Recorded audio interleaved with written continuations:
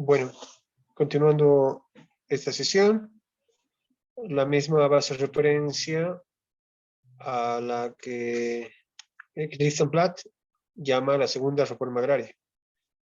La primera reforma agraria, como vimos, refirió a la idea de poder capitalizar, ¿no?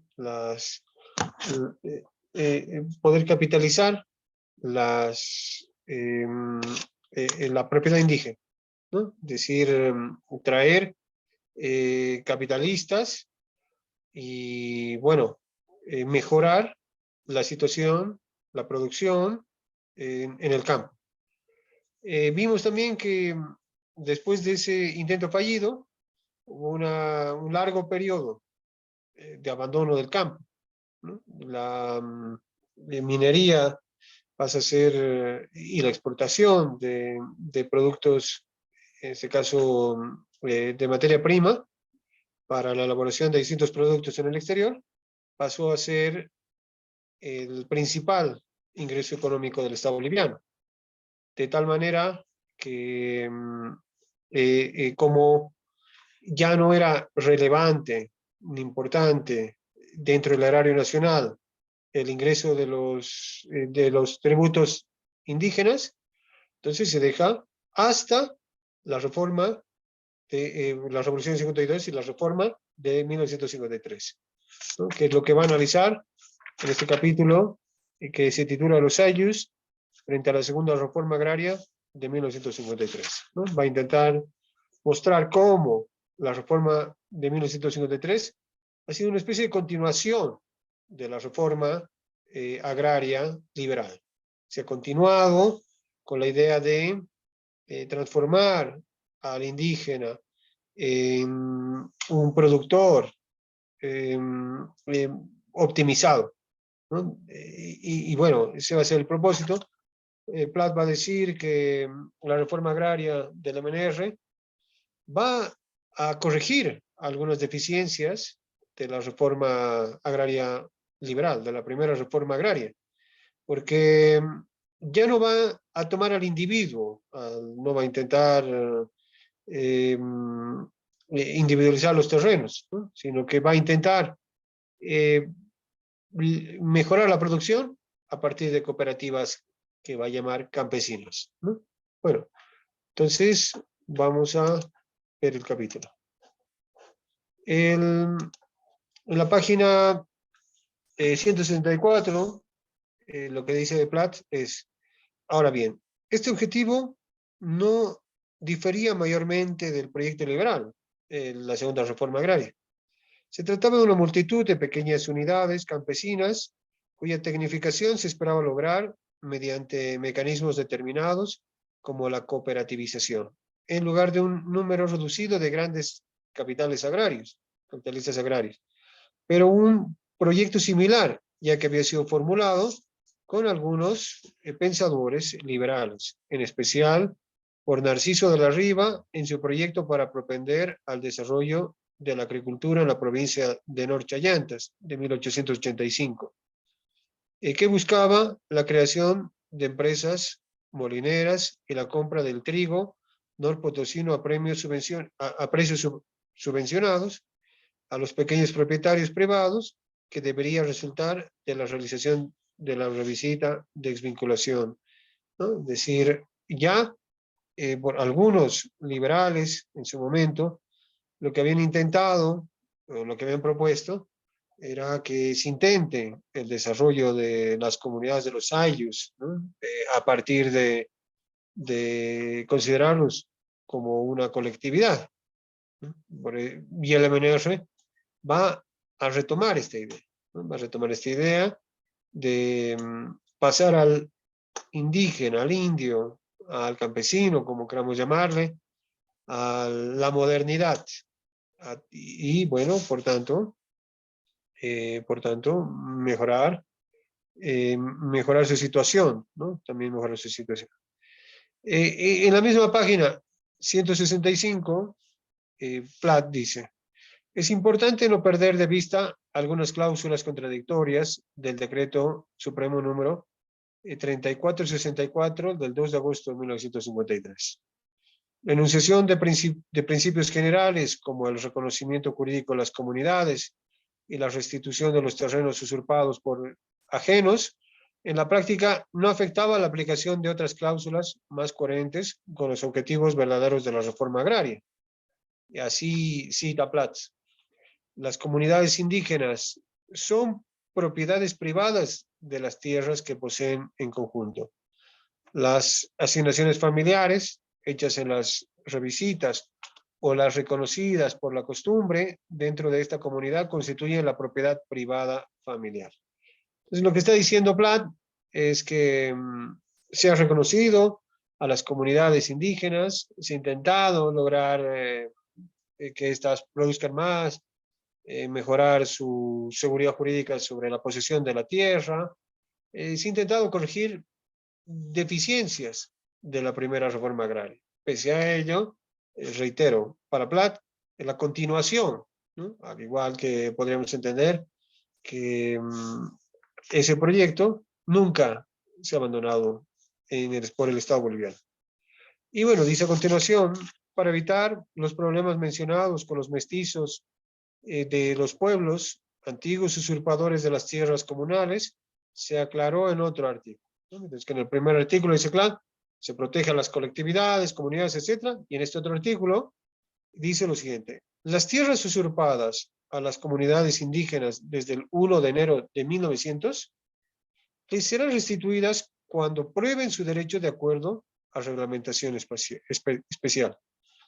Esta reglamentación especial estuvo contenida en el decreto ley 3732 de 19 de marzo de 1954, que especificaba las circunstancias en las que no se debería proceder a la restitución de las tierras de las comunidades indígenas. Estas excepciones incluyen la situación de las tierras de comunidad que estuvieran poseídas por agricultores o campesinos que en condición de pequeños propietarios las trabajan personalmente. Entonces, lo que dice es que una persona que no pertenece a la comunidad, pero que trabaja su parcela, tiene derecho a la seguridad jurídica y a mantener esa parcela. Como decir Platt, entonces la reforma agraria se va a dirigir al hacendado, al gran propietario, pero no a la gente foránea, extranjera, de una determinada comunidad, ¿no?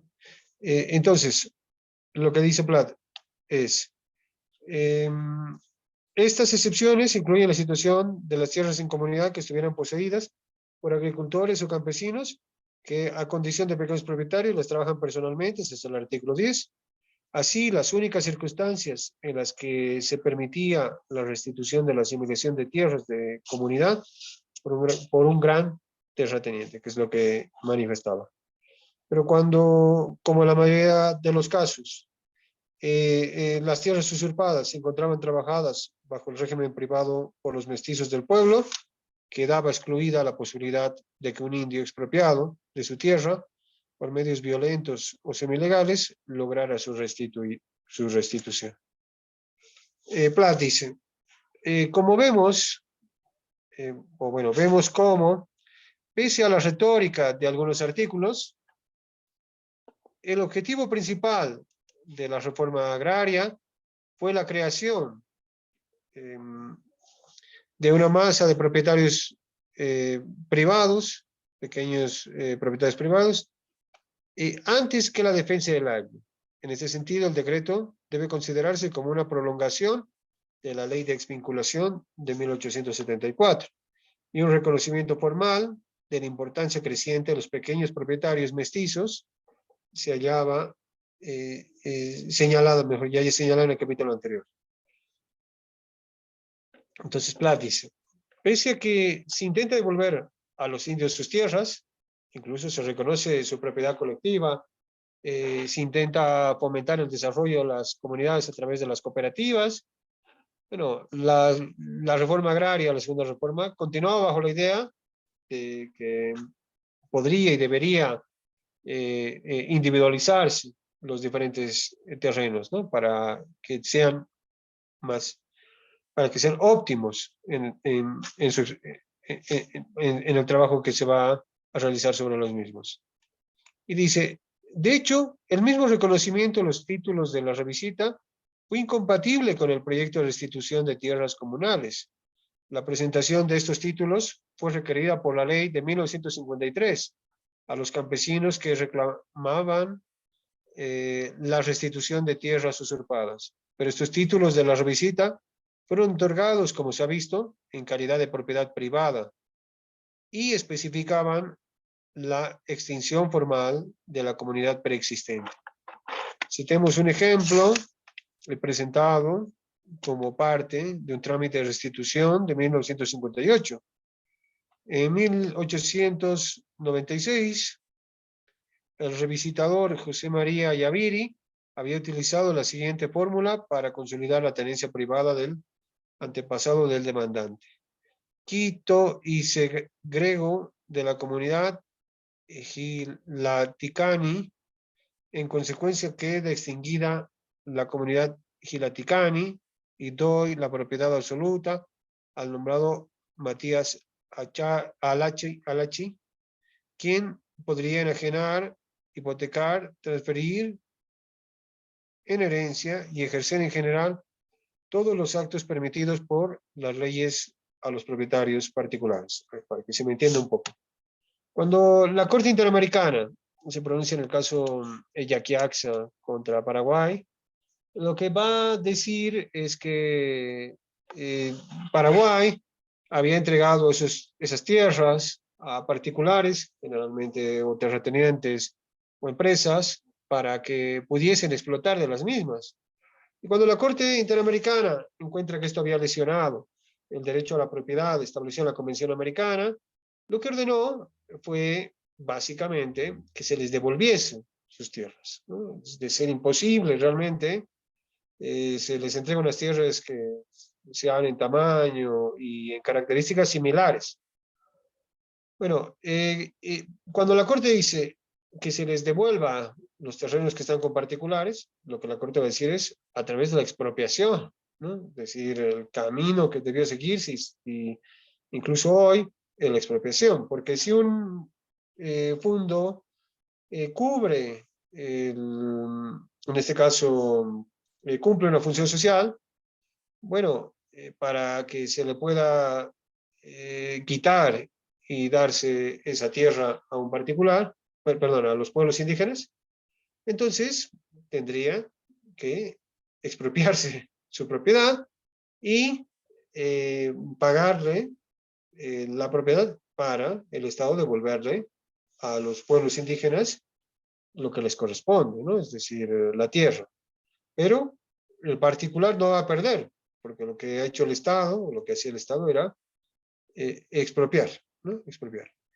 Entonces, en este caso, Platt lo que dice es, no ha habido una consecuencia entre la primera reforma agraria y la segunda, porque en realidad en la primera reforma agraria lo que se hacía era extinguir los títulos de las comunidades, títulos colectivos.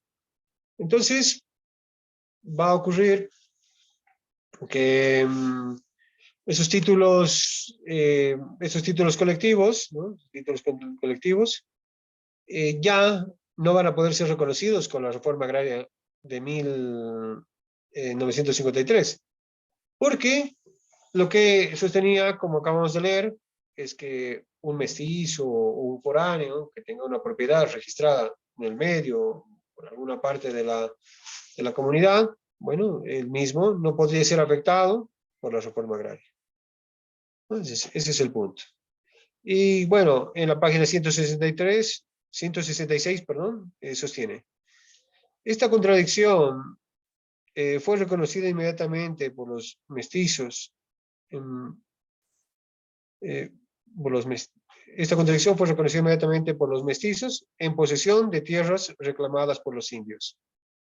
Pues, ¿cómo era posible restituir tierras a una comunidad cuando ya no le pertenecían? Y además, si esa comunidad había sido formalmente extinguida, según legislación expresamente reconocida por la misma reforma agraria, se pregunta, que es lo que estamos haciendo referencia, ¿no? ¿No se les puede devolver? si la comunidad, la personalidad jurídica colectiva ha desaparecido o no existió nunca. Veamos un ejemplo en el pleito de restitución de tierras de comunidad presentado por Nicolás Mina, indio originario de Changolla, del cantón Catagora, en la provincia General Bilbao. Las tierras reclamadas se llamaban Chusicari, Changolla, y consistían en 22 lotes dispersos con un área cultivable de 3 hectáreas, tradicionalmente pertenecientes al mismo ayllu, Gilaticani, del gran ayllu Sacaca. El derecho reclamado por Nina provenía de que sus abuelos fueron consolidados en la tenencia de las parcelas por la revisita del siglo XIX. Entonces, dice, ¿no? Bueno, esta parte. La repito. El derecho reclamado por Nina provenía de que sus abuelos fueron consolidados de la tenencia de las parcelas por la revisita del siglo XIX, aunque su madre dio los terrenos de Changolla a un vecino de Sacaca, ¿no? Manuel Maldonado. En prenda pretoria o antícresis. Ahora, unos 10 años más tarde, recibiendo en cambio 30 pesos febles o un cuchu, un medio cesto de coca, denunciaba entonces que Maldonado había construido casas sobre el terreno y fraguado un documento de compraventa. El demandado Juan Mareño, yerno de Maldonado, alegaba estar trabajando el terreno personalmente con mi familia. La reforma agraria negaba el reclamo de Nina, dado que según la consigna movimentista, la tierra es para quien la trabaja. Entonces, no es posible la reconstitución de una visión colectivista. No es posible devolver, bajo esa normativa, nos dice Platt, la propiedad, ¿no? La propiedad de esas colectividades indígenas y reconstituirlas, ¿no? Entonces, ahí en la página 171, porque ante esa limitación, bueno, Platt va a decir lo siguiente: los dirigentes mestizos buscaron subordinar a los indios a la política nacional del MNR y de otros gobiernos posteriores. También buscaron la inscripción de todos los campesinos en el partido. Así, en 1961, el secretario general del cantón de Macha, Hugo Reinaga, mandó la siguiente nota a los campesinos, alcalde y secretario general del Ayllu Leconi, ¿no? Una estancia dentro del cabildo de Pichuchua. Ayllu menor, ala, Kiana, mitad aranzaya del Ayllu Macha. Compañero, notifique usted a los campesinos de su jurisdicción para que el día sábado se hagan presentes en esta, a efecto de recibir carnet del partido. Además, serán dadas las instrucciones con motivo de llevarse a cabo la primera conferencia interna en la localidad de Choroma, del 14 al 20 de mayo del año en curso. Es una obligación de los CC campesinos asistir a esta clase de evento, el incumplimiento bajo sanción fuerte. Entonces, lo que se está haciendo referencia en este caso por Platt es que el 53 y las resoluciones 52, que da voto universal, la reforma agraria, tuvo un fuerte impacto en los campesinos, en los sectores indígenas, que agradecidos pues, fueron obligados a algo que Fausto Reinaga va a llamar pongueaje político, es decir, a ser enganchados, todos votar de la misma manera por el mismo partido, ¿no? Por agradecimiento. Todos básicamente ser parte de un partido y bueno, no tener ningún tipo de participación decisiva ni poder efectuar reclamos, ¿no? Entonces, eso va a mantenerse durante mucho tiempo, ¿sí? Es posible que hasta hoy sigamos viviendo en ciertas comunidades pongueaje político, en el sentido de que porque perteneces a una asociación, a una comunidad, pues y ha decidido votar un partido, pues se mantiene más o menos la lógica. Eso, cuando cuando Víctor Bastensoro postula con Barrientos, Barrientos era su vicepresidente, Barrientos tenía básicamente, logra un acercamiento directo con los indígenas, ¿no? Él era militar. Entonces, lo que él hace es básicamente, como hablaba quechua, pues llega a mantener una relación fluida, relación fluida entre las Fuerzas Armadas y entre las Fuerzas Armadas y las comunidades indígenas, ¿no? Y eso va a mantener el pacto que se va a llamar Pacto Militar Campesino. El Pacto Militar Campesino deviene de la reforma de 1953 y, bueno, de la revolución de 1952, ¿no? Y eso se va a mantener después, básicamente hasta Banzer, donde van a aparecer un grupo de personas que se les llama cataristas, entre ellos Genaro Flores, ¿no? Raimundo Tambo, entre otros. Bueno, entonces, y eso va a continuar, ¿no? Habría que analizar si hoy día continúa o no lo que Reinaga llama el ponguiaje político, ¿no? Y bueno, lo que dice Plata es, con tales comunicaciones se puso en marcha la máquina electoral del MNR, que se ha mantenido en el norte de Potosí mucho tiempo después que los movimentistas dejaron el poder. Esa máquina se va a mantener con lo que les decía, el pacto militar campesino y después por otros partidos políticos, ¿no? Es un tema importante para estudiar. En el artículo, perdón, en la página 172, Plat va a decir, ¿cuál fue la actitud de los sindicatos movimentistas hacia el antiguo tributo? El valor real del tributo o contribución territorial se había devaluado a tal punto que, al igual que los servicios forzados, su suspensión no tenía mayor significación económica. Entonces, ese es el motivo por el que después de la primera reforma, el fracaso, se abandona a los campesinos, a los indígenas a su suerte, ¿no? Y bueno, porque los ingresos del Estado ya no eran tan relevantes el tributo campesino. Y dice Plat, no tenía mayor significación económica, más bien se buscaba la manera más conveniente de reemplazarlo por el nuevo impuesto único. Lo que se quería es que se tenga un solo impuesto para todo, todas las, en todas las comunidades.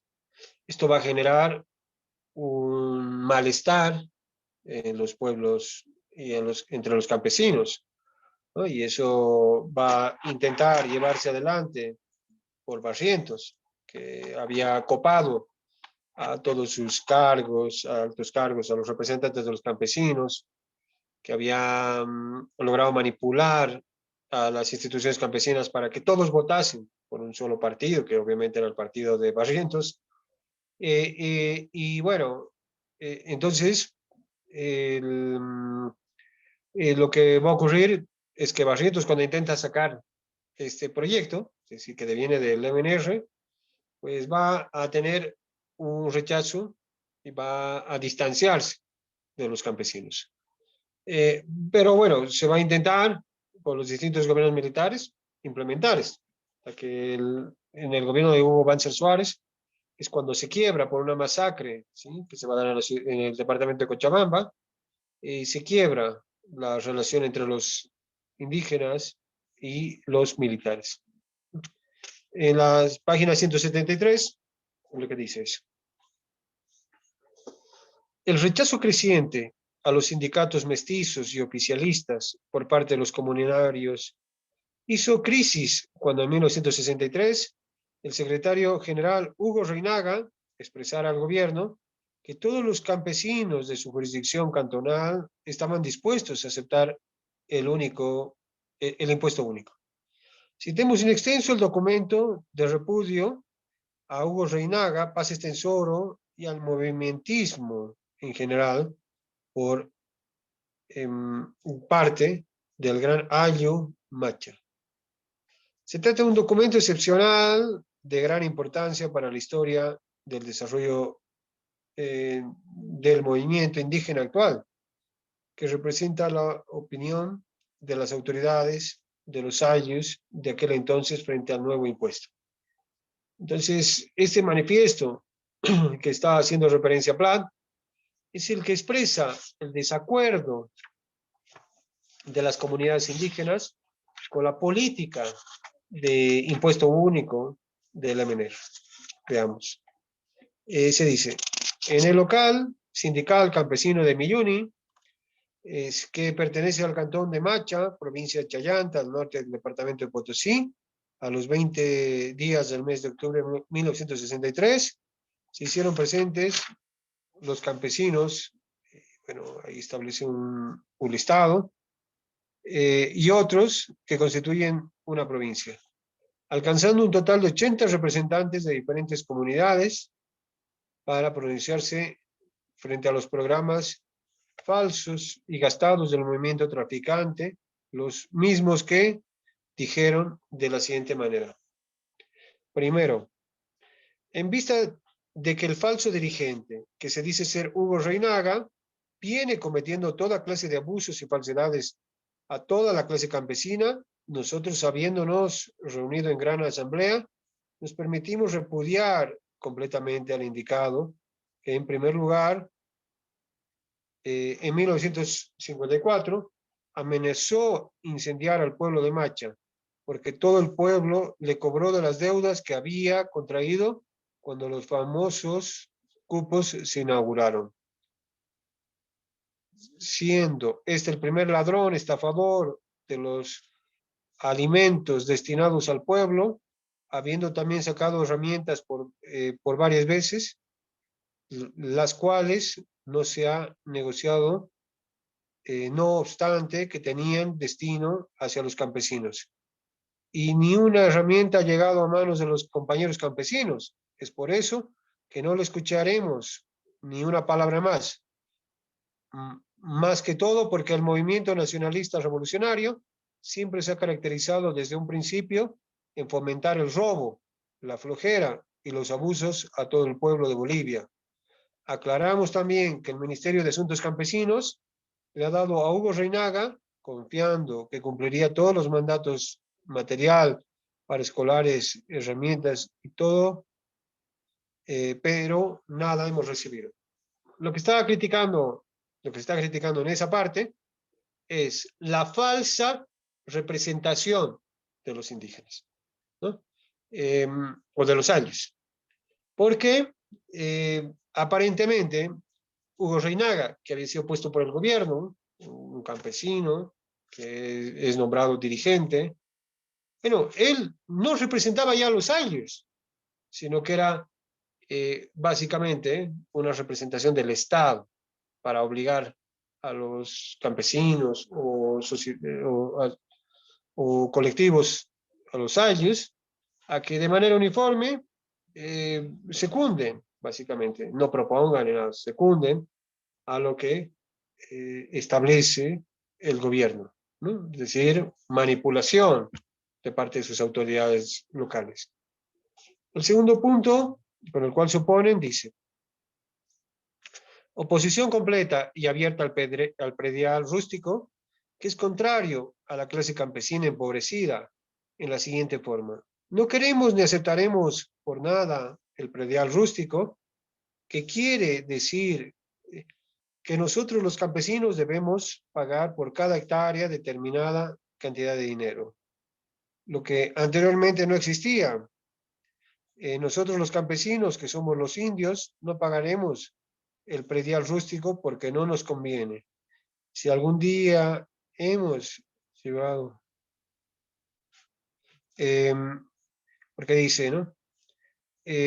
No existía, nosotros los campesinos, que somos los indios, no pagaremos el predial rústico porque no nos conviene. Si algún día hemos llevado al gobierno al doctor Paz Estensoro, ha sido para que nos ayude efectivamente pero no para que quiera explotarnos más cobrando en vano. Además, no nos dejaremos engañar por los movimentistas de que nos dicen que antes pagábamos 7 impuestos, lo que es completamente falso. No queremos ni 1,5 impuesto porque vamos a pagar. No tenemos plata. Que paguen los millonarios que ganan en dólares, los mismos que están encaramados en todo el mando del gobierno como ser matones y asesinos. Lo que está diciendo es que el cobro del impuesto, ¿sí? Lo rechazan porque básicamente es algo que no lo han ido haciendo y que por la deslegitimación de Paz Extensoro, pues tampoco creen que el gobierno va a hacer buen uso de los impuestos que paga. ¿No? Es decir, una tendencia en materia de impuestos es que si pagas los impuestos, debes saber hacia dónde van a ir tus impuestos, para qué van a ir tus impuestos. Hay un famoso texto, ¿sí? de una persona norteamericana, Tuho, que, David, bueno, que escribe, ¿sí? sobre su oposición a pagar impuestos, porque en ese entonces existía en Estados Unidos esclavismo, y decía, mis impuestos van a mantener y fomentar el esclavismo. Lo que están diciendo entonces los campesinos es, básicamente, que el dinero se va a malversar, se va a usar en cosas que no les van a beneficiar en absolutamente nada, y que por lo tanto niegan a su pago. ¿No? Es una idea, os repito, interesante, en la medida en la que si nosotros pensamos que los impuestos de los ciudadanos deben tener algún tipo de control, ¿no?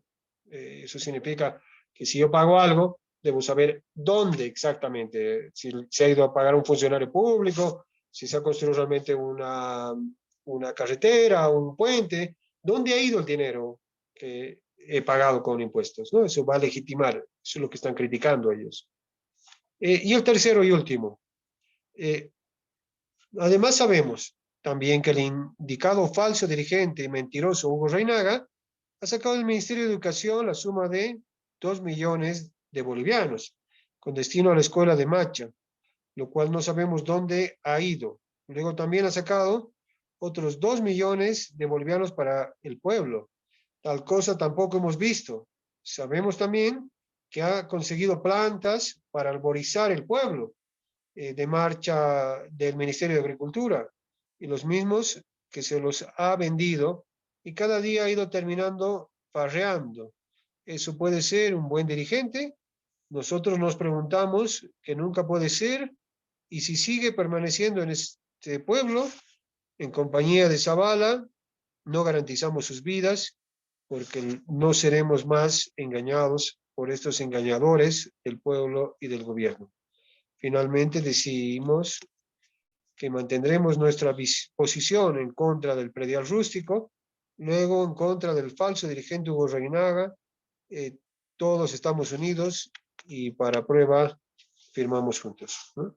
Milluri, 20 de octubre de 1963. Platt está mostrando el descontento de las poblaciones indígenas en el pago de impuestos, impuesto único, ¿no? Pero al mismo tiempo está mostrando el fracaso de la,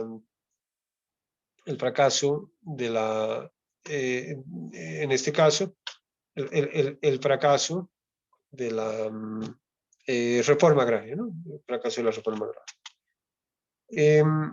Bueno, Platt dice, parece claro que los indios, en la página 175,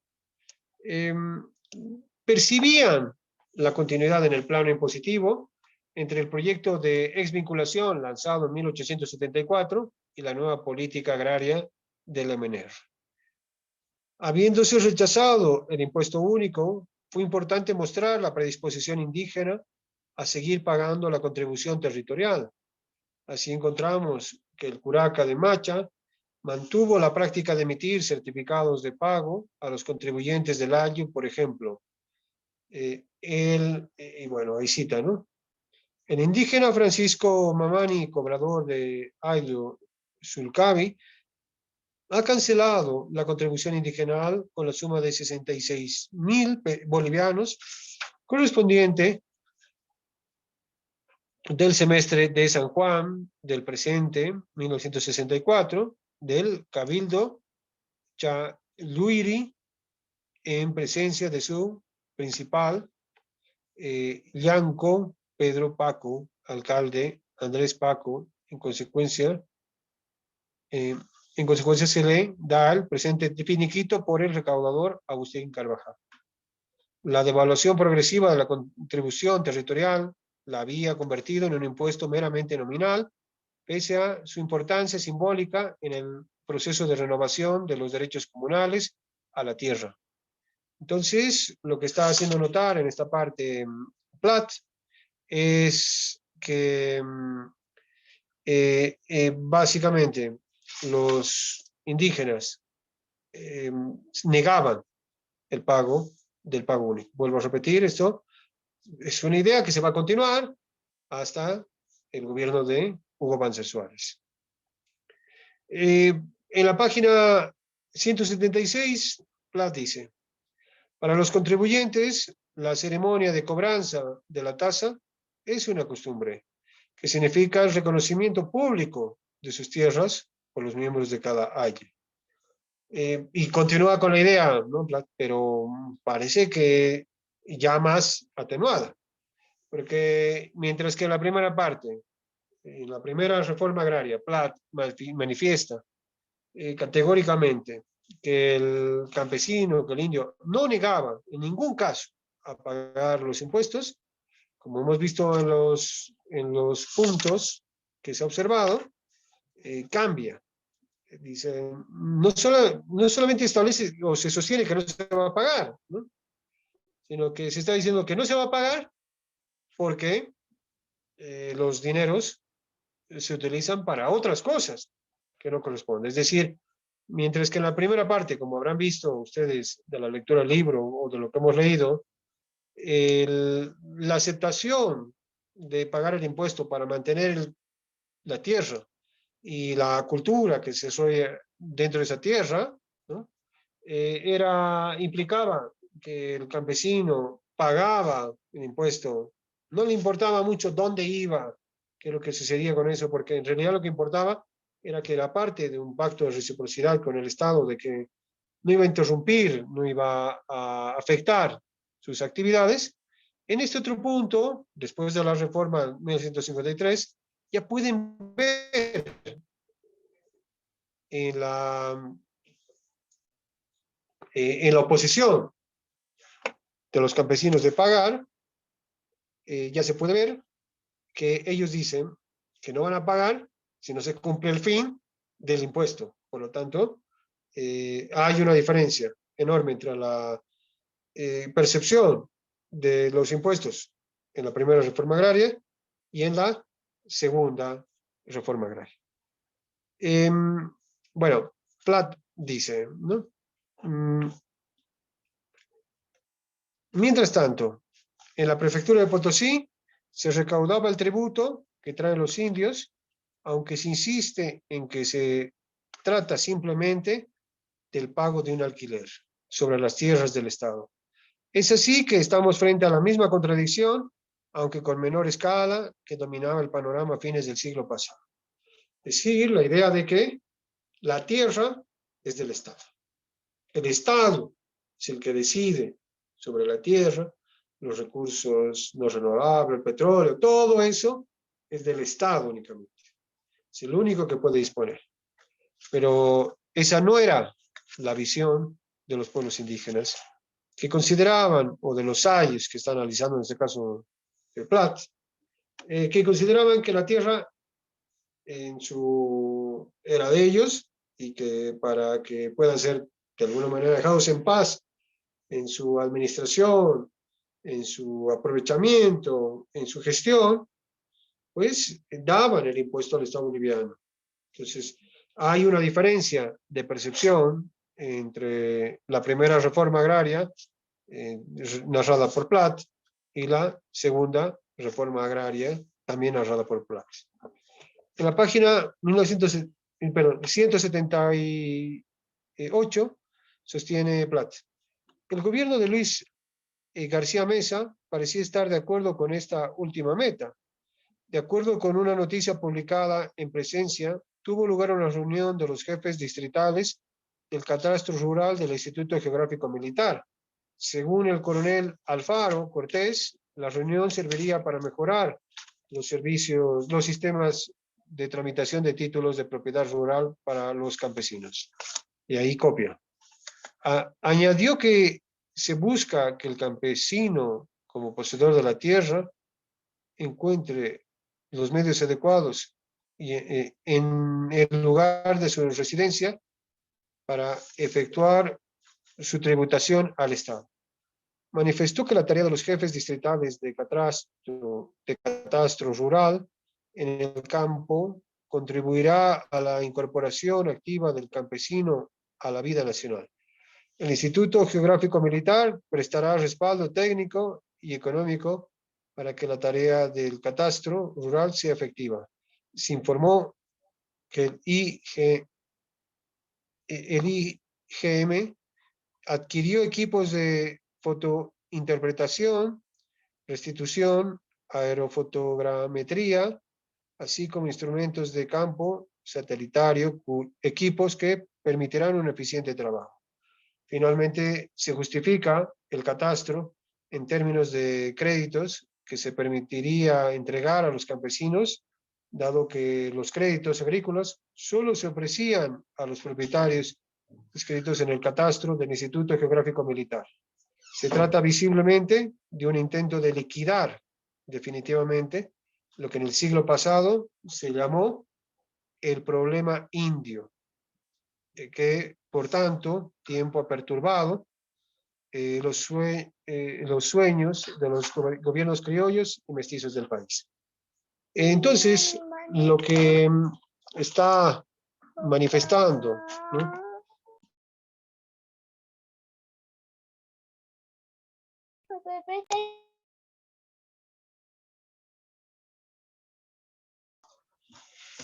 Bueno, entonces, lo que dice Platz es que el problema indio se intenta resolver en la primera reforma agraria, se continúa en la segunda reforma agraria y se continúa intentando resolver con el pacto militar campesino.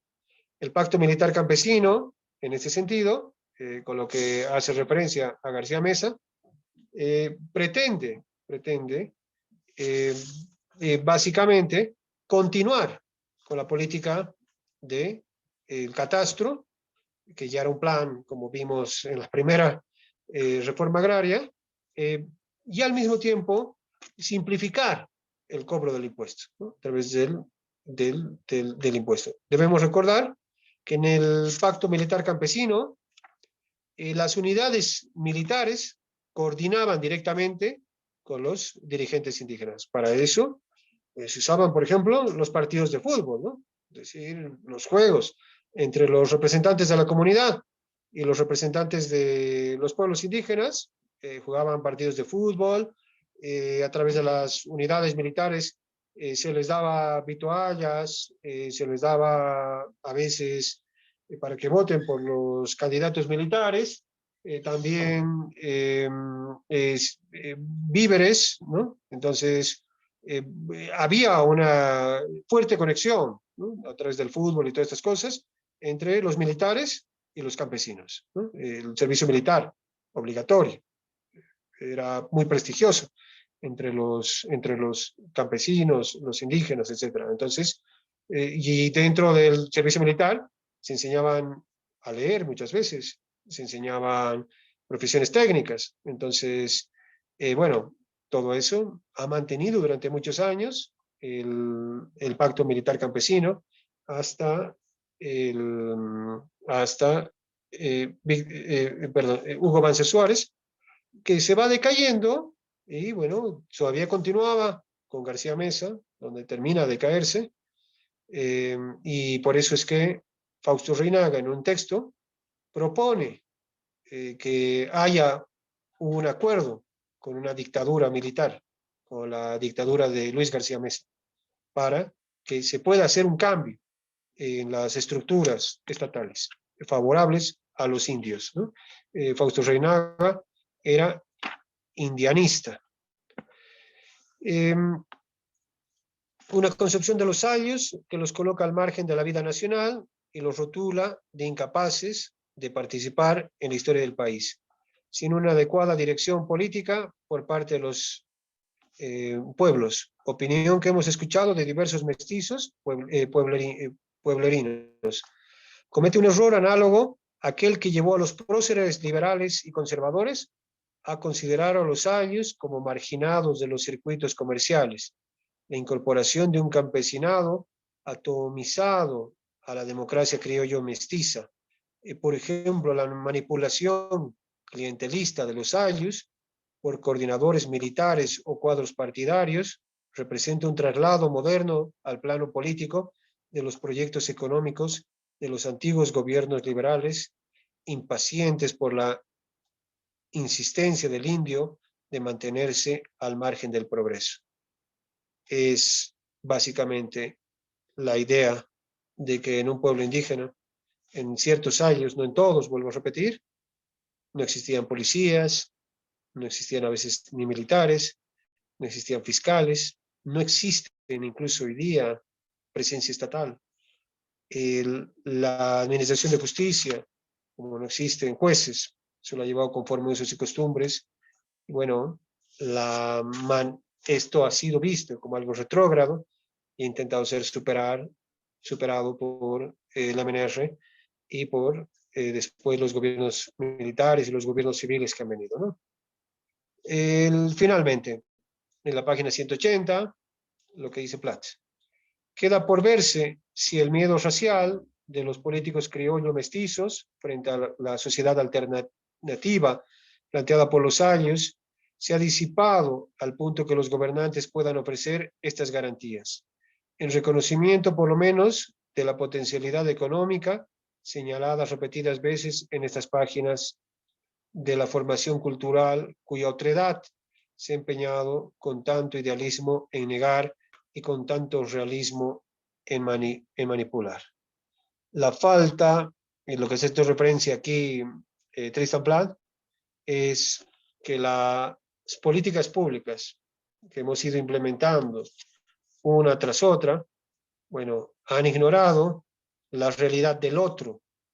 ¿Sí? Ya les comentaba que pese a que vivimos en un mismo país y estamos relacionados unos con otros, pareciera que en ciertos casos los pueblos indígenas, campesinos, etcétera, han vivido al margen de la mayoría de las ciudades, por ejemplo. Hay una brecha enorme entre el campo y la ciudad.